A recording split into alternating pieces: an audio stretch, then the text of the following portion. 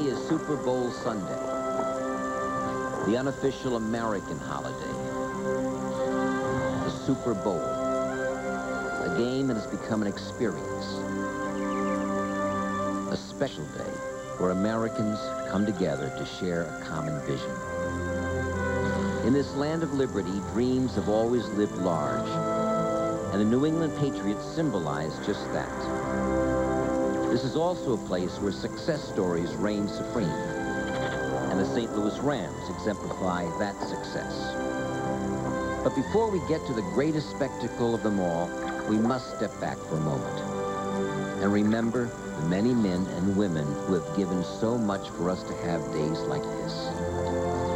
If we have learned one thing from these trying times, it's that heroes come with so many different faces, with a shared diversity that built the foundation of our amazing nation. Our American heroes have filled us with such hope that our homeland can overcome anything. The New England Patriots and the St. Louis Rams will play in Super Bowl 36. But more importantly, they will play in the game that reminds us of how great it is to live in these United States.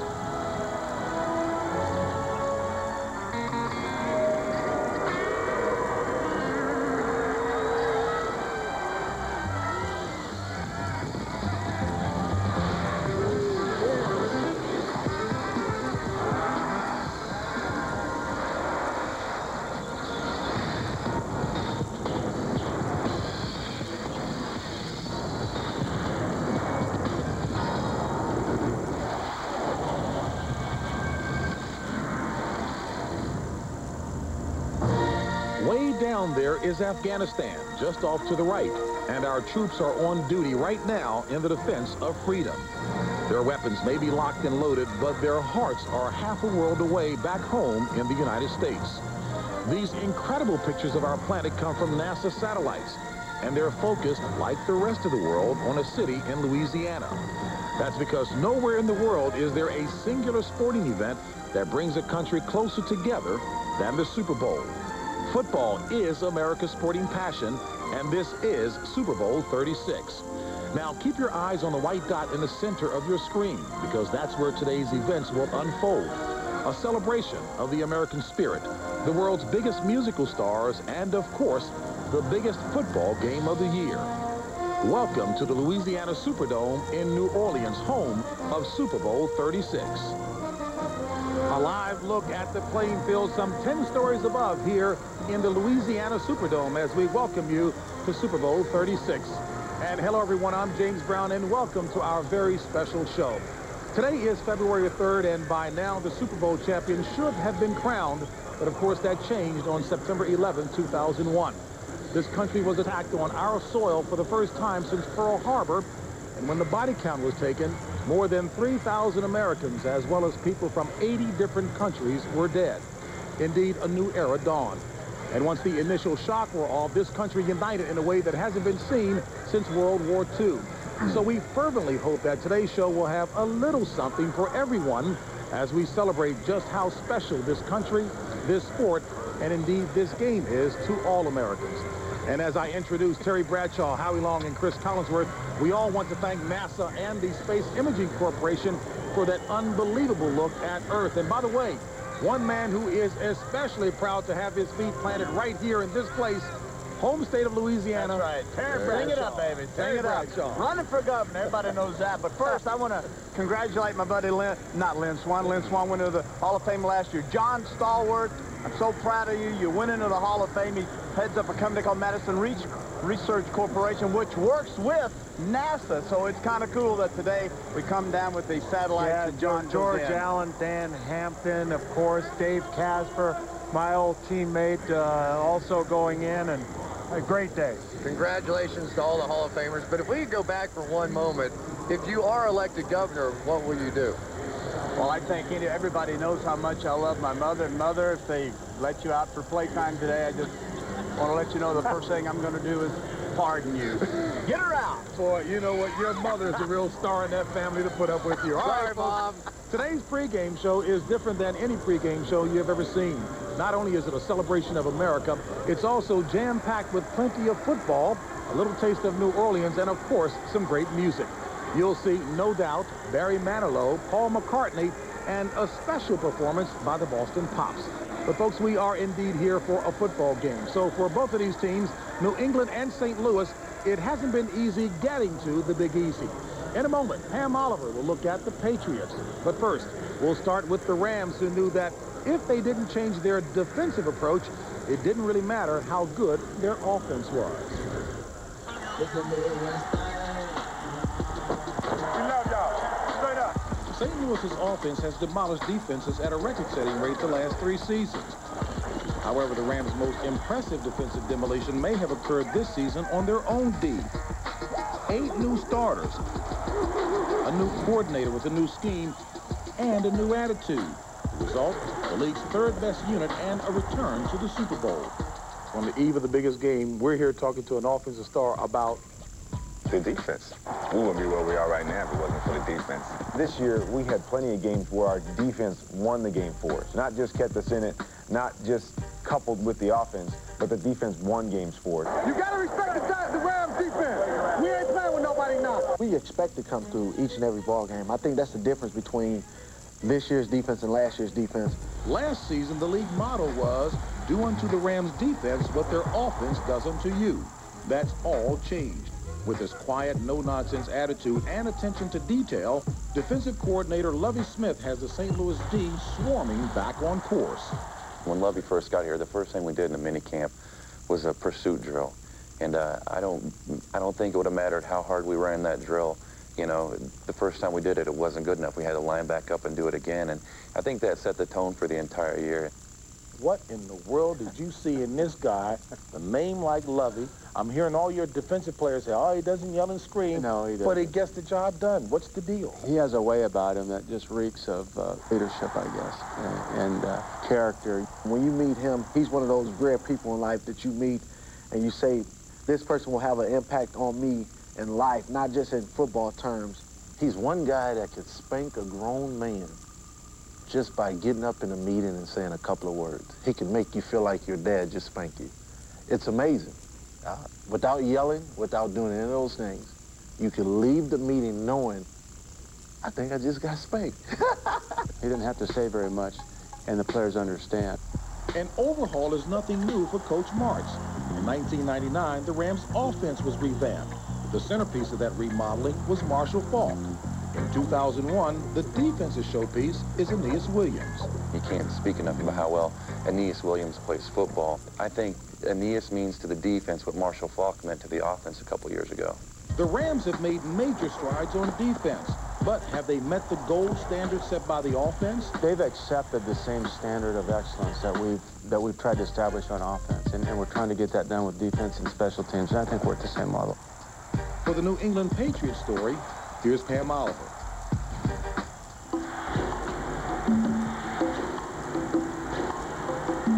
Bill had a vision. What was the vision? The vision was to go out and get guys that understood and knew what it took to win, knew what it took to go through all the adversity that we had. You don't need to go through them all. Okay, all righty. You know them all? I've heard them too many times. You know, from everything from Coach Raybon down in training camp to the Terry Glenn saga. To make a decision like he made by keeping Tom out there on the field when you have a $100 million quarterback, you know, back and ready for action. He just stood up and said, okay, Tom Brady's my quarterback. Okay, Terry Glenn, you're suspended. Okay, we're not going to bring in another coach. I'm going to help with the offense. You know, he's pushed all the right buttons this season. Everybody wants to go out there and make a good showing. And, you know, we have that here in this team. Everybody's going out there doing their own job and really don't care who gets all the recognition. People have tried to put different spins on it, but we're just trying to find good football players, and they came in different shapes and sizes. 1, 2, 3, 4. And With that formula, the Patriots reached the Super Bowl. Exactly 2 years removed from a time in his life, Belichick was sure his career was over. A disastrous exit after one day as the Jets head coach led to lost court battles and a standoff between the owner who wanted Belichick in New England and the man who wanted him in New York. In the end, the Jets got draft picks and Belichick got a chance to redeem himself. I knew that we needed him to win. He wasn't on our team, but he was a guy that was the missing link. I can't express my gratitude to Bob Kraft for providing me the opportunity to be with the New England Patriots, that I wanted to prove to him that his confidence was justified, and I wanted to repay it. Do you know how grateful Bill is for what you did for him 2 years ago? You'll have to ask him. I already did. Well, he, after the Oakland game, he gave me the team ball, which is pretty cool. You know, that's a stadium that I sat in for 30-odd years. I had my kids grow up there, and the last game, it was really great. And thanks to a wild winning season nobody saw coming, Kraft and the Patriots believe what they built could make for one last obstacle successfully overcome. Biggest game we got. Biggest game for all the marbles. Biggest smack in the face that we can give everybody is win a world championship. The fact of the matter is we are a good team. That's the reason why we're here. And we believe in each other. So that makes us a dangerous team. As you take a look at the Patriots getting set to board their bus to come here this morning. At one point this season, the Patriots were 1-3 and a 75-1 long shot to win the Super Bowl. At the very least, the Patriots have certainly surprised a lot of people just to get here. And keep in mind, security omnipresent. Both buses were swept before the guys got on the bus. There's Kurt Warner. Do you know that this team has been the winningest team since Warner threw his first pass? London Fletcher, outstanding defensive player. And the last 3 MVPs have come from this team, alternating between Warner, Falk, and Warner. As you take a look at Grant Wistrom and the rest of the Rams as they get set to head here. You know that our van bringing us 3 over, it was swept? Was swept. You know they did not sweep Howie's limo. It was too big. Oh, too big. Too much time to do it. Didn't have time. Talk about differences between these two teams. Week 10, when these two teams played, Chris, it was Week 10 in New England on grass, outdoors. This is indoors on turf. How can you beat the Rams? All the advantages do go to the Rams. And, JB, I've got to be honest, I haven't been this confident that one team would beat another team in a Super Bowl since Super Bowl III, when I just knew the Colts were going to beat the Jets in that game. And, of course, Joe Namath made fools out of all the experts. But let's go back to that first game between these two teams. The score was 24-17, not 240-17, as some people would have you believe. And in that game, the Patriots had a very realistic chance to win it, but Antoine Smith fumbled on the 1-yard line, turned that game completely around. Well, the Patriots have a definitive plan of what they have to accomplish, Tate, to win this football game. They have to make plays on special teams. They feel that's the key area. Number 2, they cannot turn the ball over once. Number 3, they want 10 to 12 play drives. They want to play clock ball. Conventional wisdom would say you do that with the legs of Antoine Smith, when in reality, they're going to take a less conventional tack. They're going to do it with Brady's arm. Short passing attack, roll him out. Did he have a high ankle sprain? That was the big story. No, he had a low ankle sprain. He's fine. He's ready to go. You know, Howie, I disagree with how, if that's in fact what New England wants to do with Brady, I think it's a huge mistake. Because when you roll Brady out, you take away the cover 2. The safeties are like this, but when Brady rolls out, the safety to his side goes like this, the corner will come. That weak safety comes over. Now you get support. You throw the short game, the area to attack this Rams team is deep in the middle. That's where it is. You go there, you got a chance to match points with them. All 3 of these guys said it's best to be very physical with the Rams, but they won't stand still long enough for you to hit them. You can't. All right, folks. We've got a fantastic 3 hours planned for you this afternoon from you. So sit back, relax, and enjoy as we go. Down goes Frazier! Down goes Frazier! Down goes Frazier!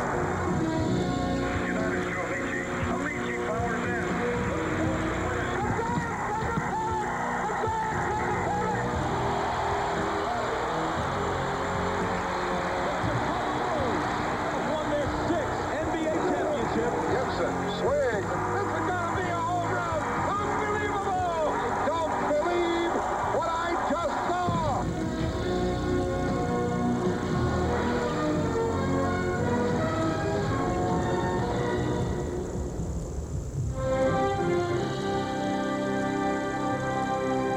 Out of rural Mississippi, from a Division II college, he burst on the NFL scene like a new star from an unknown galaxy. But we knew him soon enough as a player. Strong, fast, shifty, and unafraid, he was a lover of physical contact, trading sting for sting with the biggest and the baddest, while carrying the football farther than any man in league history. But for all his talent, the man called sweetness remained as elusive off the field as he was on it. Here was an attempt to define Walter Payton beyond the numbers.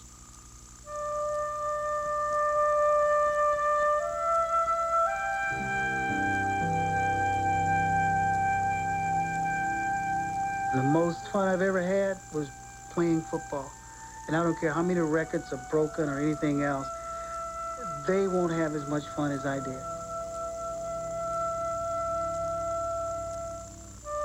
He was sweetness, he was light on his feet, he was, the numbers say, the greatest runner in NFL history, and tonight, Walter Payton is gone.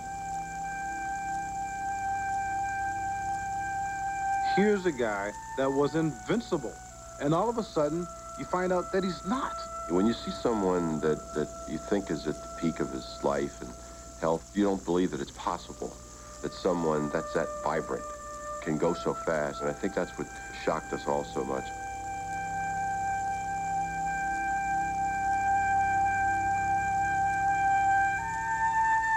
I got a little girl, she's 4 years old. 10 years from now, when she asks me about the Chicago Bears, the first thing I tell her about is Walter Payton. Throughout the National Football League, we're going to honor Walter Payton's passing with a moment of silence.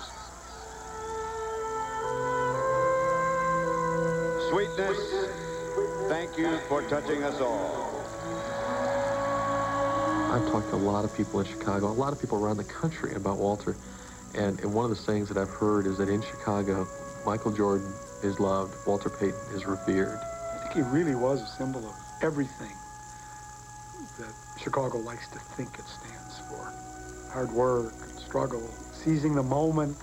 I think he represents someone who just really loved the game, the competitive spirit that he had. He could relate at any level to anyone. I know that I love him, as you all know. But I loved him before I met him. Because I saw something in the way he played football that was special. He was a warrior. He was a gladiator. He was up to the challenge. He wasn't backing down from nobody.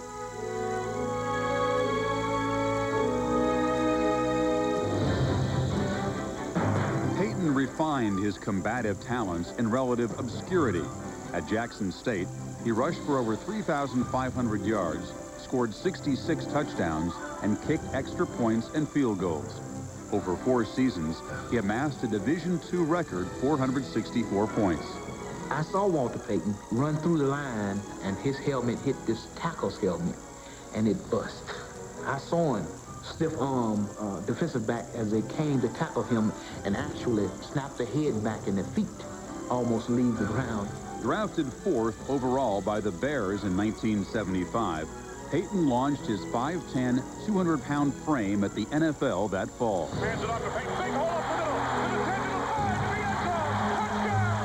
middle. When I see him out there, it gives me goosebumps. Not the speediest, not the quickest, but that durability.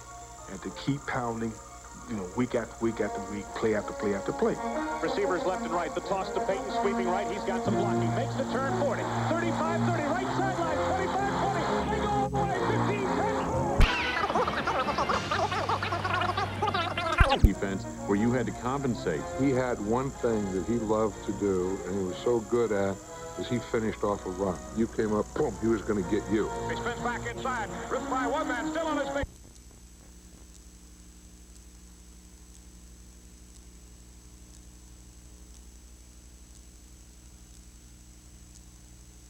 People who wore face masks. It was a very risky thing to do, but Walter perfected it. Walter was a nasty little son of a gun. He really was. Walter challenges your courage. McMahon, the handoff, Payton taking it to the left side, breaks through to the goal line, touchdown! He was relentless in the fact that he just didn't go down easy, you know, and if it was between you and the sideline, you better be ready, because it's going to be you. guys who are great runners, maybe they can run and catch the ball out the backfield. But this guy could block. Walter Payton just put him right on his butt.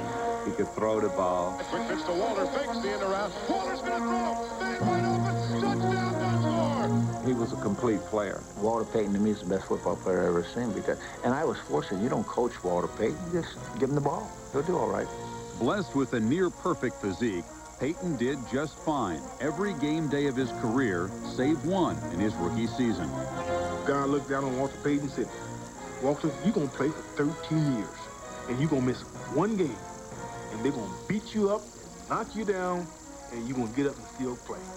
Payton almost missed a second game in 1977 against Minnesota. Instead, he rushed for 275 yards, an NFL record that lasted 23 years.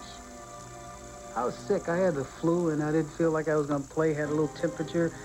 I was throwing up. I told him, you know, heck with it. I wasn't going to play it. I remember him telling the coach, I want to go, I want to go. Next thing I knew, end of the game, 275 yards later, Walter was, you know, the man. Of all the records set by Payton, the most difficult was passing Jim Brown's career rushing mark of 12,312 yards. When he pulled within reach in 1984, each yard gained seemed to grow a little longer, a little tougher. Pain in the butt. Because every day, you know, the closer you get, you know, everybody goes, oh, this year, man, you got a chance to break the record. Yo, you're close. Payton's work today left him just 66 yards short of Jim Brown's record. That's probably the only time in his entire professional career when he actually felt the pressure. When the numbers start to crunching and the media starts to hounding and you can't get away from it. Everybody's watching you, walking to some places. Yeah, you won't break Jim Brown's record. High formation, quick pitch to Walter, looking for the record, cuts back. He's got it. He's got it at 25 and the 26-yard line. Walter Payton becomes the National Football League all-time leading rusher, surpassing Jim Brown, and that's the equivalent to Hank Aaron breaking Babe Ruth's all-time home run record. This is a lot of pressure, and I'm just glad that I don't have to do this every week. He was not a braggart. He was not a strong personality. He's a rather humble person. Hello. Hello, how are you, Mr. President? Congratulations again, and good luck on the next 12,000.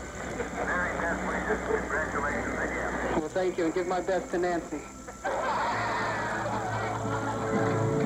Walter is great as anybody that ever lived that played the game. His heart is as big as anybody that ever played the game. His work ethics were as good as anybody that ever played the game. It all speaks for itself. That is Walter Payton. This ESPN Classic Progress PN. They want to throw white children and colored children into the melting pot of integration, out of which will come a conglomerated, mongrel class of people. Born in Columbia, Mississippi on July 25, 1954, Walter Payton grew up at the epicenter of the civil rights struggle, when 2 centuries of racial injustice was defended by fire hoses, attack dogs, and tear gas canisters smoldering across the Jack Pines. The fear was so thick, the oppression was so intense. You had these parallel institutions set up, white and black. The blacks institutions were almost never funded. And so you had a real fascist state. There are a lot of problems in Mississippi like there are all around the country, but when we were growing up during that time, we really weren't aware that most of them existed. I mean, there were great people who were non-Afro-American in our community that took an interest in us. We lived probably until we were in our early teens before it really hit us that there was this vast difference between white and black because we lived in our own world. People look at Mississippi as being very racist, but Mississippi is a place where people are people. If they like you, you know it. If they don't like you, you know it. Here's Walter Payton coming out of that nexus and saying to all America, well, you know, race just didn't hit me in the face. And I think in Walter Payton's case, he was in a cocoon, and the cocoon was that very strong mother and father. They always wanted to keep the family cocoon intact and protecting Walter. Reluctant to leave their children alone, the Paytons sacrificed their time together. Edward worked days and Aileen nights. They basically had nothing in terms of material things, but I do know that they had a lot of love. Our parents really cared enough about us to discipline us so that when we were not with them, we knew wrong from right, and we knew what the outcome would be if we did the wrong thing.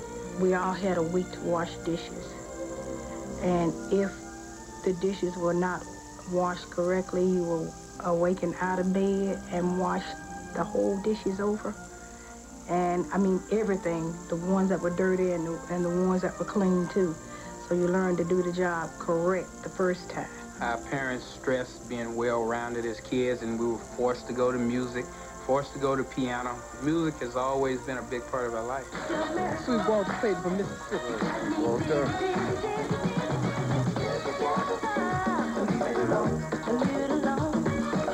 The dancers in the house were Walter and myself. As they say, a little shake, a little bake, and a fast egg. 3 years before Payton's national TV appearance on Soul Train, he played drums in his high school band.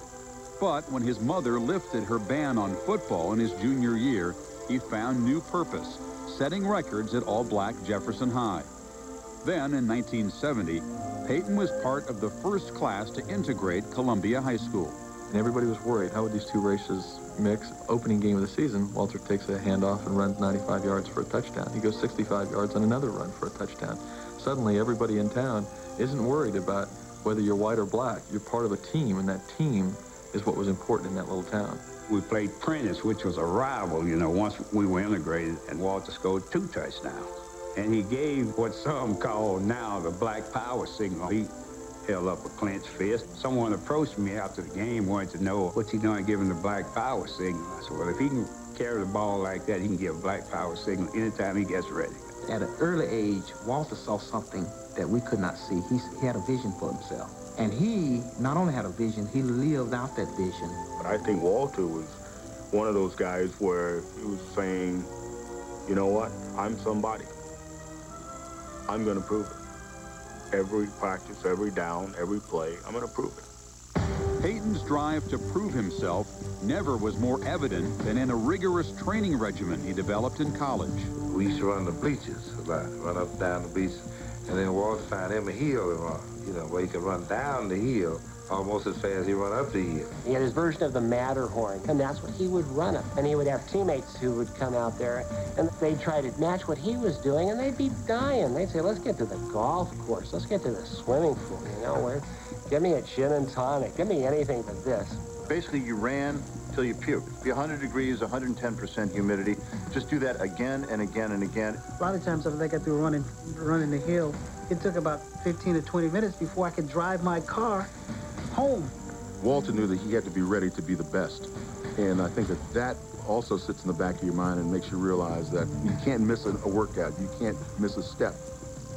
In his second NFL season, Payton hit full stride, running for almost 1,400 yards. And in 1977, he won his only rushing title with 1,852 yards and the MVP. On top of the football world, Payton was emotionally leveled in December of 1978. His father, Edward, died in a Mississippi jail cell. My father died of a brain hemorrhage. When you're bleeding up there, it kind of takes away your equilibrium. Your functions that you have, they're no longer there. His sister told me that they had picked him up and carried him to jail because he was drunk. And, you know, I said right then, I said, I know he wasn't drunk because I've never seen him drunk.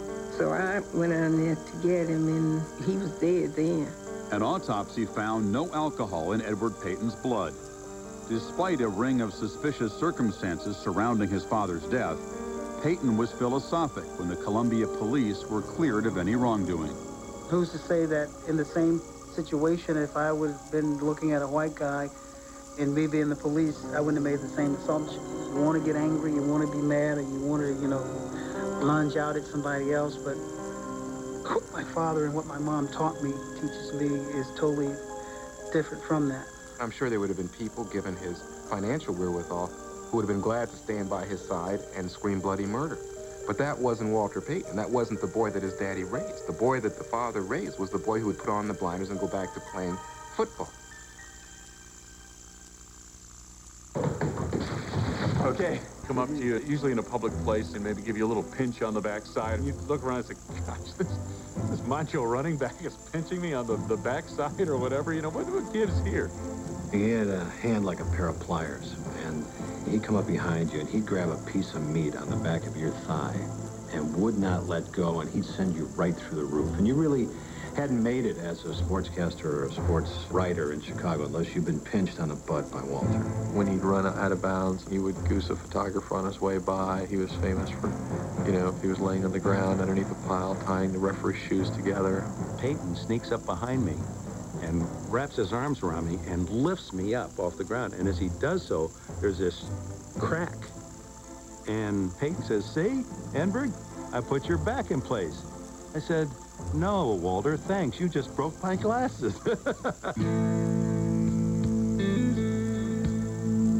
Something was going down. 90% of the time, Walter had something to do with it. About 2:30, 3 o'clock in the morning, the fire alarm goes off.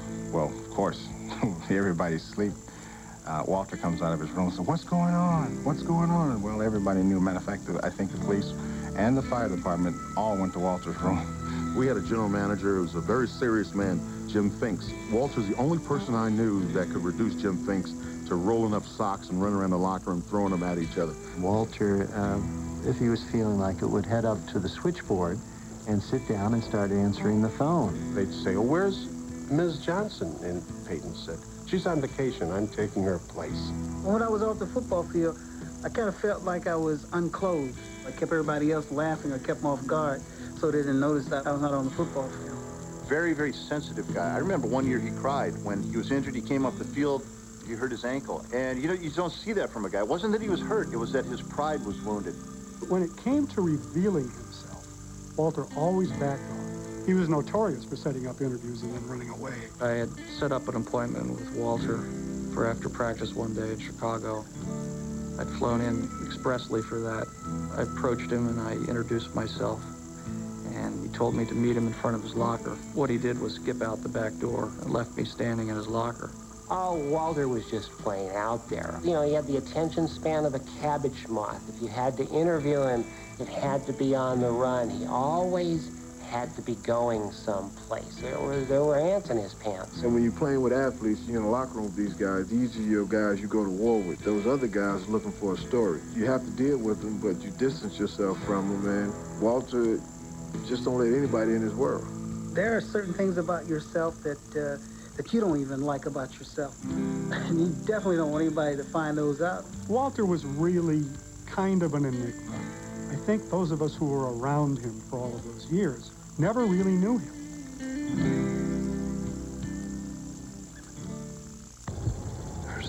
Naturally.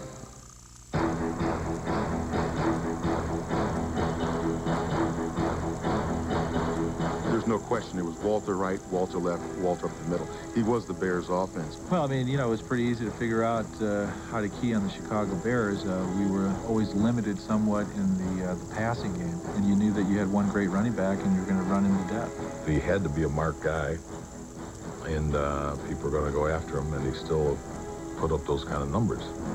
Over his first 7 seasons, Payton rushed for just over 9,600 yards. Yet the Bears managed only 2 winning seasons, both of which resulted in quick playoff exits. Last 3 weeks, I've really taken a beating. A lot of those shots that I took, I'm walking back to the huddle and my head's still ringing. And then he calls me to play again. And how long can this keep up? Not long. Yeah. Not long. Walter Payton on every play was taking a pounding. Every play. Relief was on the way. In 1982, Mike Ditka was named head coach, and quarterback Jim McMahon was drafted in the first round. By 1984, the Bears were in the NFC Championship game. A year later, they went 15-1, and suddenly were the hottest act around. That 85 Bears team was one of the most astonishing teams in the annals of sport. You had more characters on that team than I can recall on any sports team before or since. There was something for everybody. You know, you had You had Ditka on one side, the outspoken coach, Buddy Ryan, and they had like the feud there, and then McMahon on one side, Walter Payton on the other side. The Bears manhandled the Giants and Rams to earn a berth in Super Bowl 20. In his 11th season, Payton finally had approached the mountaintop. But just as he was about to touch ultimate victory, he was overshadowed. Here was what could have been a supreme moment, a guy who'd been sheltered from his deserved accolades for so long. And now, everyone is writing and rushing around to see the punk quarterback who mooned the people up in the helicopter. The Fridge walking down Bourbon Street, you know, with 1,000 people behind him, and, you know, all these incredible moments. We couldn't keep up.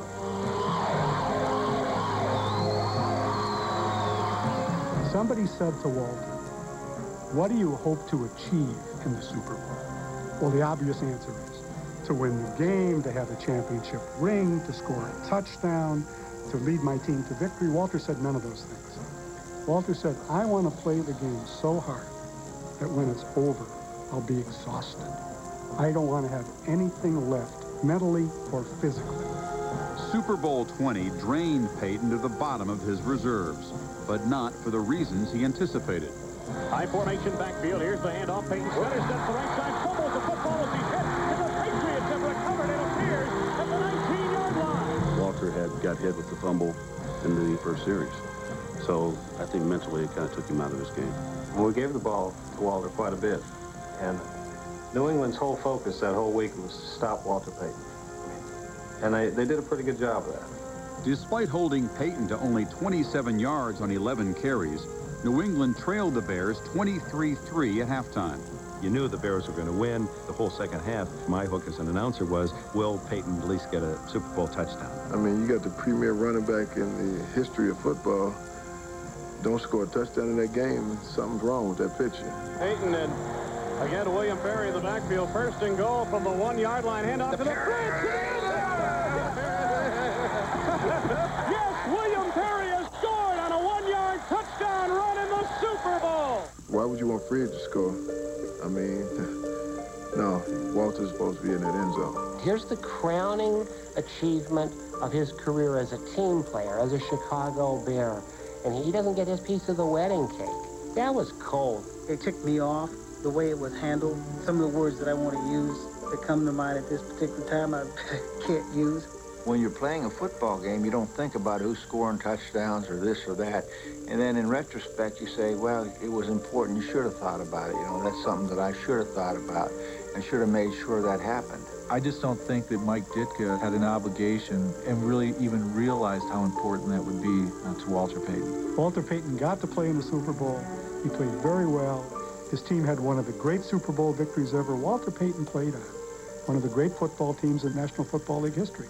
A lot of great players never got to say that. He doesn't want to appear as if scoring a touchdown was more important than winning the game. But in a blowout situation, there's no question he would like to have had that honor. It's the gift. Classic. 3, 2, 1. Believe it. The dream is reality. The Chicago Bears are world champions of football. It still puzzles me how that great team only won one Super Bowl. I mean, just a lot of things had to go wrong for them not to win more than one.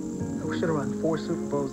Unfortunately, mentality and the focus of the team was not totally there. The next year, everybody had endorsement deals. Everybody had new speaking engagements and book opportunities. Outrageousness! And suddenly, instead of all being focused on having a great time and winning a Super Bowl, people had new agendas. Well, he just blew it. Man, we just blew a great opportunity. We really wanted to go back to the Super Bowl. Just didn't happen. What do you say about the year of the Chicago Bears? They had distractions. They had all kinds of problems. And now what's been a tumultuous season for Chicago switches over to what will probably be as tumultuous an off-season. After a first-round playoff exit in the 1986 season, Payton made a decision that brought Chicago to a standstill.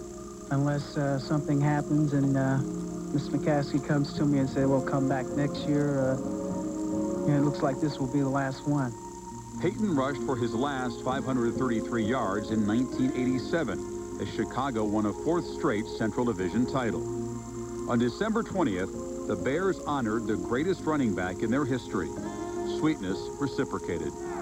I guess the only thing I can say now, thanks for being there. Thank you.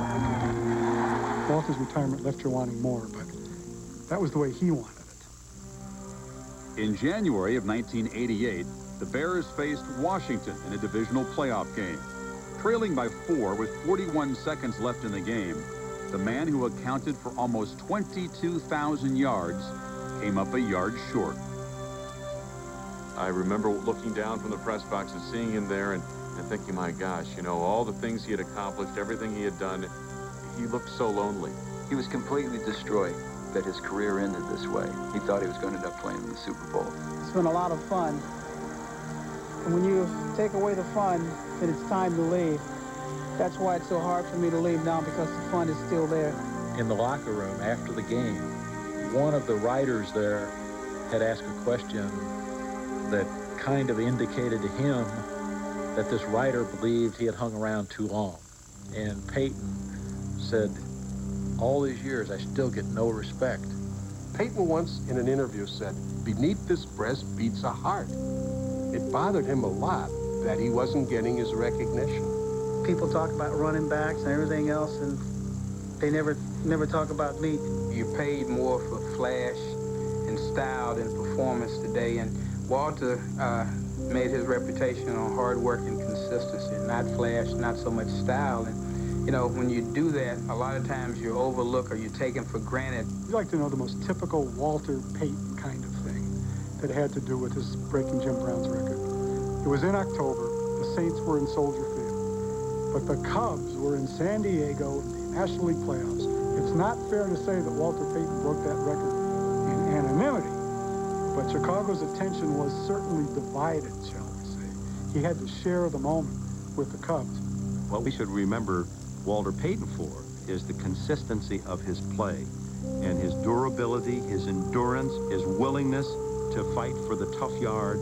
He didn't get easy yards. He wasn't the combination of speed and power that O.J. Simpson was. He wasn't the electrifying open field runner that Gale Sayers was. He wasn't pure dominating power like Jim Brown was. He was just damn good.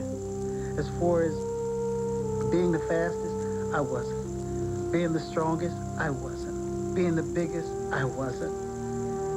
I had something that nobody else had. I think I was the smartest. Free lube, oil, and filter on ESPN Classic.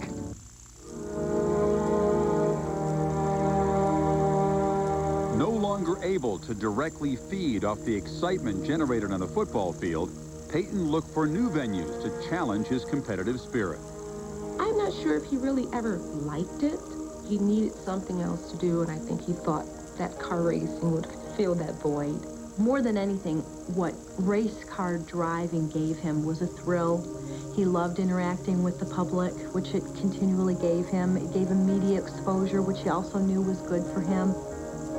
Walter liked to hunt, and he had a gun. He had a Luger in his locker. He would shoot at birds up in the trees with this Luger. And his motto was, if it flies, it dies. Payton's post-gridiron pursuits may have provided some thrills, but his need to compete was met primarily in the fields of business, where he flourished. Walter's success was partly due to the fact that he was very entrepreneurial. When you ask Walter, hey, what are you doing? You know, you better be ready for about a half-hour conversation. He had several restaurants and nightclubs and bars. He was putting together a group to bring arena football back to Chicago. He was very popular on the motivational speaking circuit, and that was continuing to build, and he was deriving a very good living from that. Payton was always ready to put his money where his mouth was, and when NFL owners voted in 1991 to expand their ranks, he and his partners were among the first in line. He looked at St. Louis as something that was a long-term, that he could really sink his teeth into, that he would truly be passionate about. We were watching some Bronco tape. He goes, you see those new helmets they got on? I said, yeah. He goes, they stole my logo. That was my logo. It was going to be the St. Louis Stallions. I mean, he was involved down to designing the uniforms. I think the challenge of being the first African-American to be owner of an NFL franchise was very exciting to Walter. And the fact, too, that the league thought that he was worthy of being an owner. And it was disappointing that it didn't happen because they put a lot of time and a lot of hard work into it. What it basically came down to was something completely out of Walter's control. It was two of the other partners who didn't get along. When the proposed St. Louis franchise fell through, Peyton turned in another direction, the Walter Payton Foundation, a nonprofit organization devoted to inner-city children. Had a heart for kids, really had a heart for people, and always looking for an opportunity to make a difference in the lives of people less fortunate. One of Walter's most famous traits was that he would ask businessmen if they had children. If the businessman said, yeah, I have children, he'd say, well, let me see them. Give me your wallet. I want to see the pictures of your children. And boy, would he just give them a ration if they didn't have a photo. He wanted people to be proud of their children. Peyton made his own children especially proud in the summer of 1993, when the all-time leading rusher with 16,726 yards was inducted into the Pro Football Hall of Fame by his 12-year-old son, Jared. Not only is my dad an exceptional athlete, he's a role model. He's my biggest role model and best friend. It would mean a lot, first of all, having the opportunity to go into the Hall of Fame. And I think for Walter, it was just a way of passing the baton of manhood, maybe a way of just saying, you're my son, and I'm proud of you.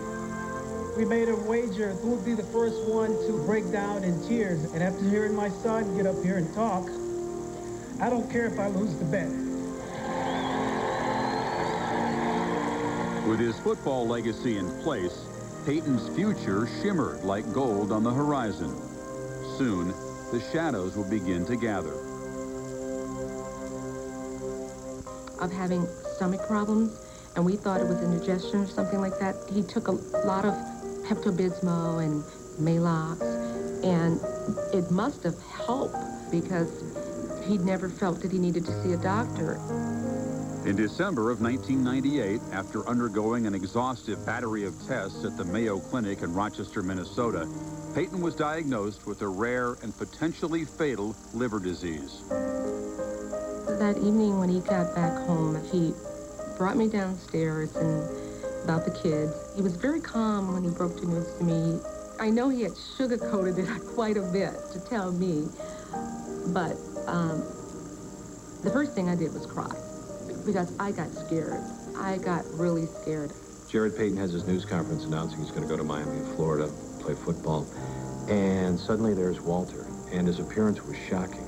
He had lost 25 or 30 pounds. Our reporter on the scene asked him before the news conference started, gee, Walter, why don't you get some clothes that fit? Well, what the heck's the matter? Joking with him, and he said, you know what, I overtrained for the marathon. No one had ever approached me and said anything to me about the weight loss, not even my closest girlfriends. I think we all knew that it was probably just a matter of time, because how can you explain something like that? How can you explain that amount of weight loss? We do the story on the air, and I'm reading my voiceover, and we show a shot of Walter, and I say, gee, look at Walter. Man, he looks like Gandhi. I think I could take him. Ha-ha. It's like somebody stabbed him in the heart with a sword. It was devastating to him because the media had never really attacked Walter before. They had never said anything negative. My style on and off the air is I'm a real wise guy. I'm a real smart aleck, and this time it really came back to bite me. I was absolutely devastated. I tried to call Walter immediately, and he wouldn't come to the phone. He was too upset. The people that were making jokes and all these other things, I don't think they had a clue what Walter was going through. Out of ignorance, sometimes we do things and we say things, but who would think Walter would be sick, needing a liver transplant? Who in the world would think that? I wouldn't. It's very sad that in this era that you think AIDS, let's say it, that you think he drank himself to death, that you think